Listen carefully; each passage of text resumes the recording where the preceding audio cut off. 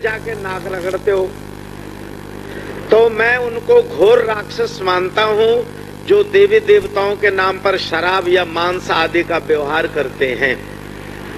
वो आसुकी संप्रदाय है। और तमोगुणी संपदा, तमोगुणी उपासक लोगों के लिए गीता में और उपनिषदों में सब जगह ये बात लिखी है कि सात्विका ऊर्ध्व गच्छन्ति, मध्य तिष्ठन्ति राजसा, तामसा अधो गच्छन्ति गुणत्रय विभागश। जो सात्विकी भक्त होते हैं, शतोगुणी होते हैं, निष्काम प्रीति जिनकी है प्रभु के चरणों में, जीव मात्र के लिए दयावान जो हैं, अंदर बाहर से पवित्र जो हैं, सरल स्वभाव के लोग जो हैं, वो सतोगुणी भक्त ऊर्ध्व गच्छन्ति, वो नर से नारायण रूप होते हैं। मध्य तिष्ठन्ति राजसा, जो रजोगुणी तप करते हैं, रजोगुणी यज्ञ करते हैं, स्वर्ग कामान दधि यजेत, स्वर्ग की कामना से दही आदि से यज्ञ हवन करते हैं। ऐसे राजस लोग जो स्वर्ग की कामना रख करके तीर्थ यात्रा व्रत दान आदि करते हैं, वो रजोगुणी है। वो जहां की तहां मनुष्य जोनि में ही दोबारा जन्म लेते हैं। लेकिन तामसा अधो गच्छन्ति, जो जादू टोना करने वाले, धागा तबीज करने वाले, भूत प्रेत पूजने वाले, मांस आदि शराब आदि देवी देवताओं को भोग लगाने वाले, काली के नाम पर शराब चढ़ा दिया, काली के नाम पर भैंस काट दिया, बकरा चढ़ा दिया, ऐसे तामस लोग जो होते हैं अधो गच्छन्ति, वो सूकर कुकर कीट पतंग योनियों में जाके जन्म लेते हैं। अंधे न तमसा लोका, अंध और तमस लोग को प्राप्त होते हैं। इसलिए हिंदू शास्त्र में जो वेद का वाक्य है वो है कि सत्वात् संजायते ज्ञानम, सतोगुणी ही ज्ञान का अधिकारी होता है, तमोगुणी रजोगुणी नहीं। आशा है कि आप सारे भक्त सत्संगी हो। सत्संगी का अर्थ है सत्य का संग करना।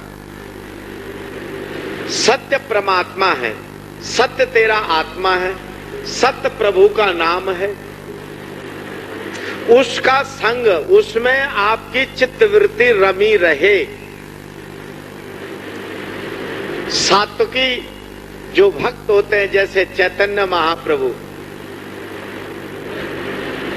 जैसे तुलसीदास जी, जैसे धनगुरु नानक देव जी महाराज, जैसे मीराबाई जी, जैसे मधुसूदन स्वामी सरस्वती जी, जैसे जगतगुरु शंकराचार्य जी, जैसे कबीर महाराज, नामदेव जी, सदना कसाई, अजामिल, ये सारे सात्विकी भक्त। प्रभु पद प्रीति थी, इनकी प्रीति थी। भक्त माल को पढ़ के देख लो, ध्रुव और प्रहलाद का चरित्र, सात्विकी प्रीति। आज आप लोगों की सात्विकी प्रीति नहीं है अपने इष्ट के चरणों में। कुछ न कुछ जगत का स्वार्थ, जगत का प्रपंच। सत्संग में गुरुमुख जो सेवा करते हैं उसके बदले में भी अपनी मान बढ़ाई चाहते हैं। ये सरासर तमोगुण है, ये कपट है। खबरदार, ऐसी बात नहीं होनी चाहिए। आपा मेटे हर मिले और कैसी चतुराई, जो अपने को मिटा सकता है वही हरि को पा सकता है। जो अपनी हस्ती को मिटाता है वो हरि को पाता है, हरि का दर्शन पाता है, हरि का ज्ञान होता है उसके हृदय में। यहां तो काढ़ने से बिल्ली सो बाढ़ लियो ऊट, बिल्ली बराबर ममता को नष्ट करना था तो ऊट जैसा अहंकार अपने अंदर घुसा दिया। मैं बहुत बड़ा दानी, मैं बहुत बड़ा सेवक, मैं बहुत बड़ा गुरुमुख, मैं बहुत बड़ा ज्ञानी। तो ये जो अभिमान है, बस यही आपको ज्ञान नहीं होने देता। किसी तमोगुणी का जो स्वभाव होता है, मुंह से बड़ा मीठा वचन, बड़ा चिकना चोपड़ा, बड़ा दास्य भाव, बड़ा निमाणा बनता है, लेकिन हृदय कर्तरी तुल्यम, हृदय में द्वेष की कैंची चलती रहती है, राग द्वेष की। तो वो आदमी तामस कहलाया, बेर की प्रकृति का, बाहर से चिकना चुपड़ा, अंदर से निरस गुठली, कठोर गुठली। और रजोगुणी जो है वो बादाम जैसे होता है, बाहर से थोड़ा कठोर होता है लेकिन अंदर नरम गिरी होती है। और सतोगुणी अंगूर जैसे होता है, बाहर से भी मुलायम, अंदर से भी मुलायम, रस भरा हुआ जीवन होता है। तो भक्त, जो भक्त है उसको ऐसे ही बनना चाहिए। सतोगुणी हृदय से ही भक्ति हो सकती है। और याद रखें, ये कलिकाल है, इसमें योग साधना आपके बस की बात नहीं। योग की प्रक्रिया ही समझनी आपको मुश्किल है, करोगे क्या? बड़े बड़े ज्ञानी तो वर्षों तक हरिद्वार, ऋषिकेश और काशी में नाक रगड़ते हैं, तब भी अष्टांग योग की प्रक्रिया उनकी समझ में नहीं आती है। तो बताओ, आप गृहस्थ जिनको रोजी रोटी से फुर्सत ने, आप योग की बातें क्या जानो? ज्ञान तो अत्यंत सतोगुणी बुद्धि जिसकी हो उसको होता है, ज्ञान भी आपका विषय नहीं। यज्ञ और तप सो भी आप नहीं कर सकते। अरे डालडा तो खाने को नहीं मिलता, तो देसी शुद्ध घी कहां से यज्ञ के लिए लाओगे?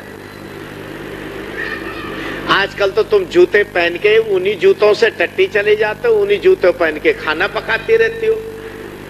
और मंदिर में आरती पूजा करने तो वैसे ही उसी कपड़े को पहन के आरती पूजा भी कर लिया तुमने। सरासर छल, सरासर बेअदबी। तो न तुम्हारा कर्मकांड सिद्ध है, न तुम्हारा योग, न ज्ञान, न तप, न तीर्थ, कुछ नहीं। अगर मान जाओ तो एक सरल प्रेमा भक्ति एक ऐसी चीज है कि भाव कुभाव अनख आलखहु, नाम जपे मंगल दिस दसहु। जैसे भी आप हैं, पवित्र हैं अपवित्र हैं, ज्ञानी हैं अज्ञानी हैं, जैसे भी भले बुरे टेढ़े मेढ़े टूटे फूटे जैसे भी आप हैं, अरे तनिक भी आप श्री रघुनाथ जी के चरणों में प्रीत रखते हैं और वो भी निष्काम, उसके बदले में यह लौकिक पारलौकिक आपके मन में कोई कामना नहीं है और निष्काम प्रीति रखते हैं आप सतगुरु महाराज जी के चरणों में, सत्संग में, वचन वाणी में, नाम जप में आप प्रीत रखते हैं, तो आपका उद्धार हो जाएगा। ये कलिकाल है, इसमें बड़ी सरलता है, सरलता है। जहां सतयुग त्रेता में बड़ी बड़ी जटिल प्रक्रिया थी मोक्ष साधन के लिए, वहां कलयुग में केवल नाम साधन है कि केवल अगर नाम जपने वाला भाव कुभाव अनख आलख हो, अचानक अनासुरत भाव से, कुभाव से, आलस्य से, अनासुरत अवस्था में मुंह से नाम निकल जाए, गुरु महाराज जी का नाम, गुरु महाराज जी का दिया हुआ शब्द, उसका स्मरण हो जाए तो कल्याण होता है। कैसे कि गुरु महाराज जी का दिया हुआ जो शब्द है वो अग्नि है, अग्नि, उसको जानबूझ के हाथ लगा लो तब भी जला देगी, और अनजाने से हाथ लग जाए तब भी जला देगी। जो नाम दिया हुआ है गुरु महाराज जी ने वो गुड़ है, गुड़, जानबूझ के खा लो तब भी मीठा लगेगा, अनजाने में खा लो तब भी मीठा लगेगा, गुस्से में खा लो तब भी मीठा लगेगा, हंस के खा लो तब भी मीठा लगेगा, रो के खा लो तब भी मीठा लगेगा। घर के भीतर बैठ के खाओ चाहे बाहर दौड़ते हुए खाओ, मीठा ही लगना उसको। प्रभु का नाम कल्याण रूप है, कल्याण रूप मंगल गुण ग्राम, सर्व रोग की औषध नाम। नाम जो है वो सब रोगों की औषध है, औषधि है, और कल्याण रूप है, मंगल गुणों की खान है। वो नाम गुड़ की तरह है, वो नाम अग्नि की तरह है। अनुभवी संत, सिद्ध संत गोस्वामी तुलसीदास जी महाराज कह रहे हैं ये वचन, भाव को भाव अनखा अलख हो, नाम जपे मंगल दिश दसो। उस नाम का जपने वाले के लिए दसों दिशाएं मंगलकारी हो जाती हैं, आनंद होता है उस नाम से। वो नाम श्री गुरु महाराज जी ने गांव गांव, गली गली, शहर शहर सारे भारत में बांटा। सब नर नारियों चारों वर्णों में बांटा, कोई भेदभाव नहीं उसमें। ब्राह्मण, क्षत्रिय, शूद्र, वैश्य और चौवर्णा साझा उपदेश। ब्राह्मण, क्षत्रिय, शूद्र, वैश्य चारों वर्णों का साझा उपदेश है। गुरु का घर सबका घर बराबर है, वहां कोई भेदभाव नहीं।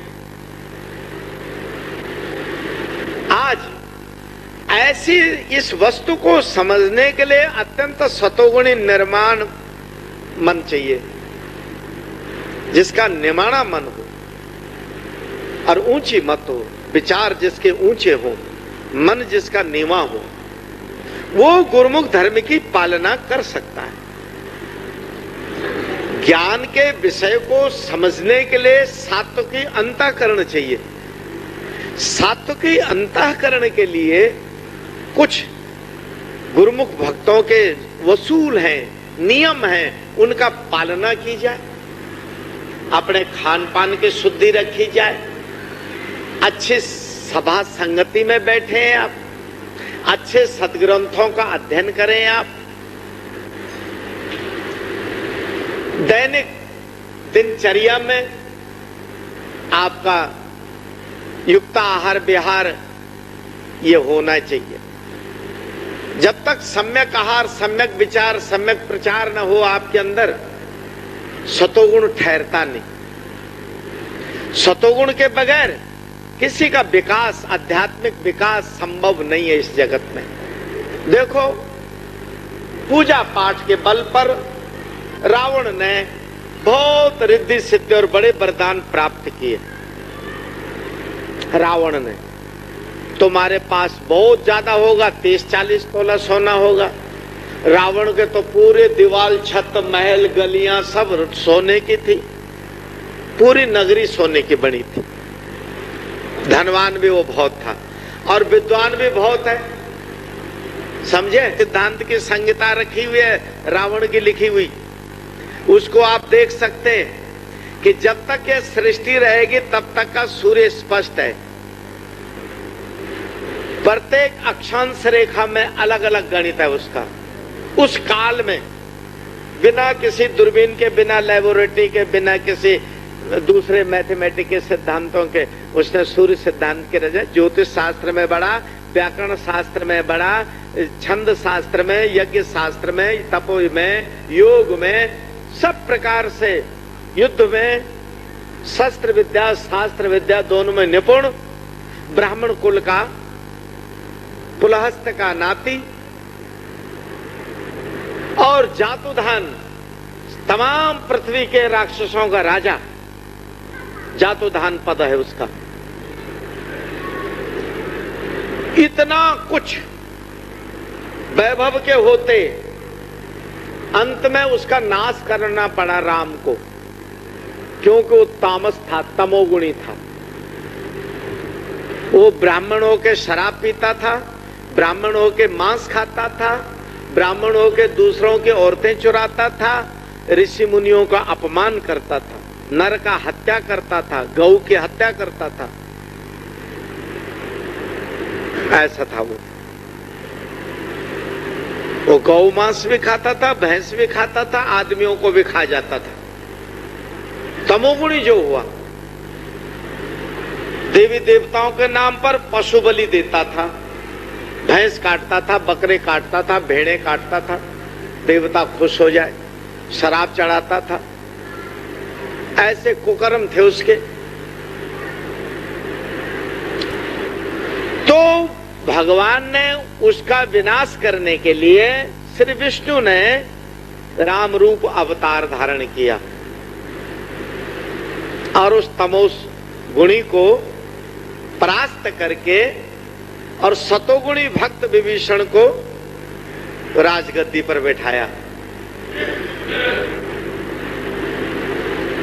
तामस संसार में कितनी बड़ी विभूति वाला, कितनी बड़ी शक्ति वाला क्यों न हो, आज मुसोलिनी कहां गया, हिटलर कहां गया, चंगेज कहां गया, हलाकू कहां गया, नादिर शाह कहां गया, अब्दाली कहां गया, कौरव और कंस कहां चले गए? आज